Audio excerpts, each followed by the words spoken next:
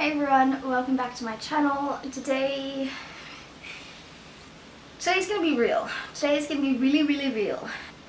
I woke up today to a message saying, "You are a septic piece of shit," that was sent to me sometime last night while I was asleep from someone very close to my heart, very near and dear to me personally. And I figured that seeing as this conversation, if you will, has been going on for quite some time, I just had breakfast. I would read the conversation. So it all started, I don't know how to explain where it started. So this particular event started a little while back because this person added me again on Facebook, which was something that was really peculiar. And it's normally a sign that something's wrong. So talking to her on the phone, I realized that she is drinking again, and tried to talk to her about it on the phone and she denied it. So I was drunk a few nights after that, and because I had the ability to talk to her on her Facebook wall, I left a few comments. So I left a few drunken rants on this person's Facebook wall, and I will read them to you because that's kind of the beginning of this whole conversation, of which I'm not really even a part of anymore. I'm just really being spoken to or spoken at. In all honesty, you hate everything I do and everything I want to be. I'm just trying to be good. I thought I'd let all your friends know that I am the daughter you don't want, just like you wanted my friends to know my dad is the husband you never wanted. I have issues too. Obviously, none of them are because of you, because you never had any addictive issues or anything. I'm fine because of you. I'm fine. And then I finished it off with, takes 40 milligrams of fluoxetine a day. I love you. I would never let dad talk shit about you. I don't want you talking shit about dad. All of this is public, by the way.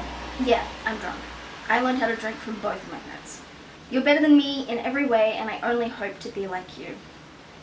Unfriend me all you like, I will forever be your pathetic fat daughter you hate. You made me feel like shit because I wasn't wine. And look at me now. I'm still an alcoholic. After all of that, and there are a few other comments that I left on photos of myself and this person, basically insulting myself, calling myself fat, saying I wish I could be as perfect as you are. Yeah.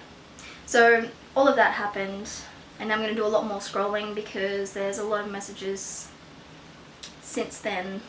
So after I sent those messages, or after I posted those things on this person's Facebook wall, I got a text saying, "You ungrateful piece of shit, don't ever call me, I'm done." And then I responded with, "Yes, please, get angry at me. Clearly my mental state is brilliant and I could use some abuse." The response was, "My dear, hurling abuse is your strong ability," like I'm some Pokemon. "Get over yourself and do me the courtesy of leaving me out of your nightmare." She then tried to call me. "Fuck you big time. Pick up my calls, you fucking idiot. I hope you're proud of you. Bent beyond belief. Wannabe." I responded with, "I'm not at home. I'll call you when I am." The response was, "You fucked it this time. Don't bother." Then later that day, I get the message, "You are poison." And I had just checked my voice messages, and I had a voice message that said, "Call me bitch." So I responded with, "Bitch will call you tomorrow after her exam." And I get the response, "Don't bother. You don't exist." So I responded with, "You very specifically said in your last voice message, call me bitch. Maybe I'm just stupid and can't understand what you were trying to say. Sorry, I'm pathetic." And they responded with, "You have to be a half-wit. Hideous, horrible, self-involved creature." So I responded sarcastically with, "This is helping my self-esteem. Thanks for the mood boost. Seriously, your Facebook posts blew my mind, you unkind creature. Piss off." And then I responded, I'm lucky to have this supportive response, thank you. And side note, you can delete them. Delete them and move on. Sending me hate isn't changing anything. You've tapped me dry, you sponge. Piss off. Okay, good to see you staying on topic here. Nice mature conversation happening. Problem resolution is clearly working well. And then I get the response in full capitals, go away. To which I did. And then the next day, I get a message that night saying, I will never forgive you. You piece of shit. Everyone in the dance community has seen your posts. I'll never work again, you ingrate. Legal people will advise. I didn't respond. The next day, I get a message. Oh, sorry, no, this is at 2 a.m. the next day. Having the best time deleting all your needy texts. And then, you're grown, Kate. Now grow. Missed call, missed call, missed call. And that was at 3 o'clock, 3:30.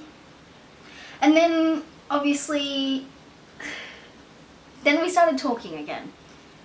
And they happened to be coming to Brisbane. And they were seeing their dentist. And because I know how much they hate going to the dentist, I decided that I would try and help them out and take them to the dentist and hold their hand and help them get places while they were doped up. Their appointment was on Friday, so I sent them a text message saying 3 more stops, I'll get off at King George Square, meet there, or do you want me to come to you? And I think I called them and found out that they were at a pub with, actually no, this is when we have Facebook texts. Oh, of course. So also in amongst all of the Facebook fight that we had was, I can't imagine where your brain is. You'll be up for a lawsuit very soon, but you'd be used to that by now. Just shut your big flapping mouth. So yeah, that was a while ago. And it must have been on the phone where this person said, oh, I'm just having a drink with 2 guys at a pub at 10 in the morning, as you do. So I went to find this person. I stayed with them that night. I helped get their favorite TV show up and running and put them to sleep, fed them, held their hand all day, like all day. If it weren't for her, I wouldn't have gone into the city. I would have stayed at home and not spent any money because I didn't want to have to buy anything. I don't have any money, so I just stayed at home. And because they had requested that I come out to look after them and I had to make sure that they ate, yes, this person did end up buying a few meals for me because I don't have any money. And if it weren't for this person, I wouldn't have left the house and I wouldn't have been eating out. So during a conversation, it came up that I owe a whole bunch of people a whole bunch of money and that I'm struggling. And they said, well, I'm gonna have to send you the money. And I said, no, you don't. I don't want your money. There's a few things that aren't in text, so it's me retelling the story. So that happened, and we'd gone out to dinner. And as we were walking back to this person's hotel, there were about 5 police officers running up some stairs trying to chase after someone. And they got all excited because it looked to us like an attempted suicide. Someone runs up a flight of stairs on the outside of a building. The likelihood of jumping off and dying is quite high. There was a crowd that had gathered, and amongst the crowd was a family and a lady in possibly her 30s, and then the person that I was with and myself. And I was concerned for the person or people that were up on top of that building, and I was worried and I was scared, and I didn't want it to be what it looked like it was going to be. However, the person I was with was so excited because you got to watch the splat, and it takes courage to kill yourself, apparently. And oh, they must be on a lot of drugs. and just flippantly making comments that, it must be drugs, they'll be fine, whatever. I was like, you know, people kill themselves for reasons other than just being on a lot of drugs. But of course we have to remember I'm never right when it comes to this person. This person's views on suicide are very different from my own. You guys might know I lost I wouldn't say a very dear friend, but I lost someone to suicide. And I mean, obviously I'm on 40 milligrams of antidepressants. I'm on the highest dose of Prozac. I'm no stranger to thoughts about death. And I'm not gonna lie, lately I've been thinking about it more than other times. So what this person was saying about suicide was very upsetting. Just making light of it, like it's just, hey, you take a lot of drugs and then you die. Or, oh, it'll be a good splat. And reminding me that they had walked in on my father trying to kill himself. And I just kept saying, please stop. Stop. I can't talk about this. Clearly we have different opinions. Stop making fun of suicide. And they wouldn't. And this is the one person that I really struggle to stay patient with. And it's not just that I struggle to stay patient with her. It's that I don't feel listened to. And I don't feel heard or appreciated. And so, the only thing I knew to do was to raise my voice. And raise my voice. And raise my voice. And they wouldn't stop. And I said, listen, if you keep making light of suicide, I'm going to walk out. Because the only reason I had gone all the way from here into the city on that particular day was because I got a call from them saying, you need to get here. And I wasn't sure if I was in trouble or if she was in trouble or if there was something wrong. If someone had put something into one of her drinks at one of the bars, because it is all too easy. This person is constantly at risk. And when you get that message from someone so near and dear to your heart, and they just call you and you can't understand anything for a little while because they're not talking clearly, and the only thing you get out of them is you need to get here and bring me Nurofen. I was like, maybe she's just drunk too much, she's finished a box of wine and now feels really sick. I don't know where she is. I have no idea. So I had to come running in to the city with no money to look after her. And that was before we went to dinner, because nothing was wrong, by the way. I came rushing all the way there because all I got was, you need to get here, bring me Nurofen. And I did. And it's gonna be the same thing if I get a call from her and it's, do you want to do something? Do you want to hang out? I can't say no.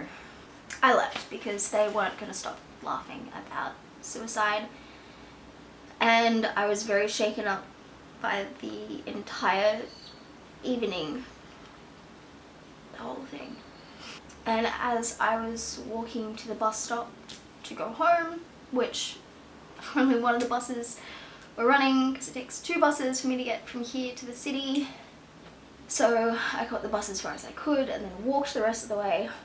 But as I was walking to the bus stop, the police had successfully gotten the people down from the top of the building, and I responded at 8:06. I cried for weeks when Dean killed himself.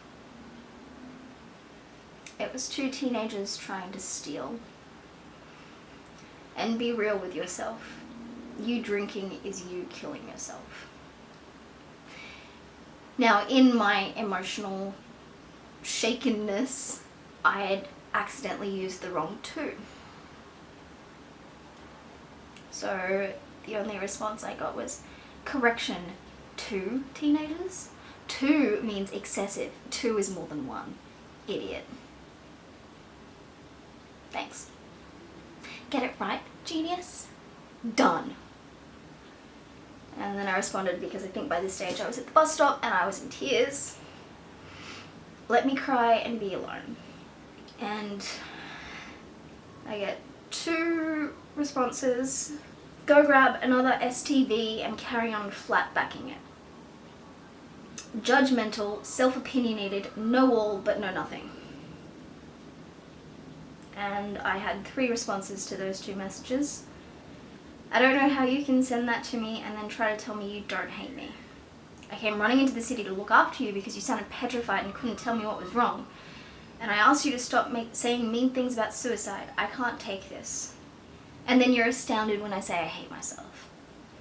So the response I got was, you're too much work and money. I will not be yelled at. I'm your fucking nurtured you and you have the audacity to yell at me? Not happening. And all I could respond with was, you hate me and I don't even care because I'm a piece of shit and I hate myself too. You need serious help, kiddo. Thought I brought you up with manners and ethics. Burping in public and suck my dick was not part of the equation. And take a shower. And then about 11 minutes later, by the way, Dean was a remote crush from your past, never a boyfriend. Get over yourself. You just saved me a stack of money. Go ask your demented dad, lol. Wish you all the best. I told you I don't want your money. I didn't get a response, and then I was trying to change the subject because there's no way of talking your way out of an argument like this with a person this fucked. So I said, thank you for helping me meet my step requirement today. If I didn't have to walk home, I probably wouldn't have made it. Honestly, girl, get fucked. I'm trying to see the positive.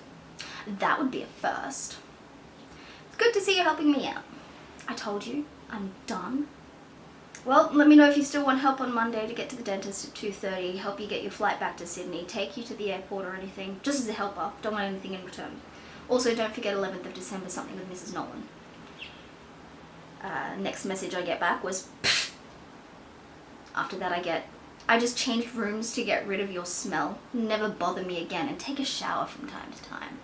And then the next day I get, you've hurt or used me for the last time. Phew! I was out of my father's house by the age of 17, having earned a HSC pass and a position in the Australian Ballet School. Never asked for my parents' money after that. Grow the fuck up and pay for a coffee once in a while. The world doesn't owe you a fucking thing. And then yesterday I get a message saying, and you fucked my hand-me-down laptop, you bitch. I can't exit Seinfeld to book a flight home, genius. Which the idea was that I would be there to help her book her flight home. And I was also supposed to get her Seinfeld so she could watch Seinfeld so she didn't cry. That's what she wanted me to do. She wanted me to give her a TV show to watch. You suck things serious. Big sponge. And then I get the message,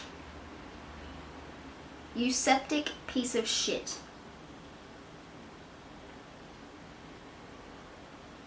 Over you, something serious, you lazy individual.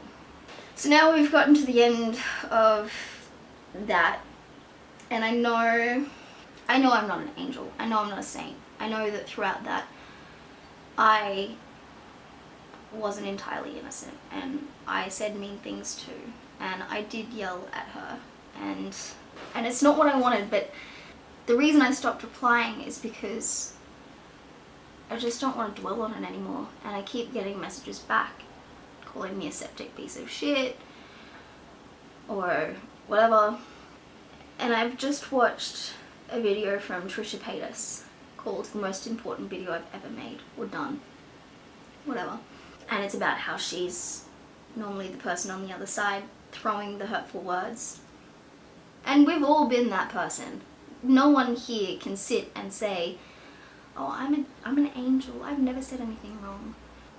I just hope that the person sending me those messages can find some love, can move on from the pain and the hurt that they obviously hold in themselves, and feel like sharing with me. And I hope that they realize that no one else can make you feel anything. I'm trying to sit here and maintain that this is all a reflection of who they are, because I don't know what kind of person calls another person a septic piece of shit. And I don't know why they hate me so much. And I've only tried to be the best person I could for them. I love them very dearly, and I know that if they were to send me a message asking me for help, I would be there. And it's very hard to, as a human, ignore the hate and the hurt and the pain, and to just realize this is someone with a really hurt heart. This is someone who's been through a lot, and I'm sorry. I'm so sorry. I'm sorry that those things have happened to you. I'm sorry that you feel the need to say hurtful things, and that your head must be so consumed with pain that those words exist for you. And I'm sorry that it feels like the world's against you.